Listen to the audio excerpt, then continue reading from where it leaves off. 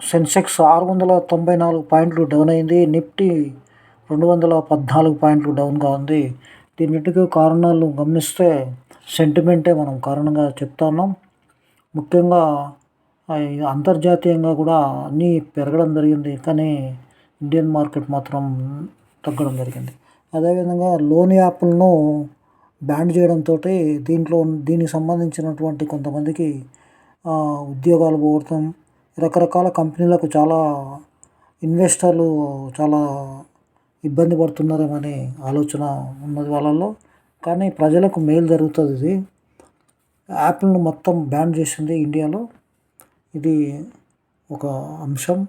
ఐపీఎల్‌ను అదే ఆందోళన పరిశ్రమలన్నీ కూడా చేయడంతోటి షేర్ మార్కెట్ డౌన్ కావడం.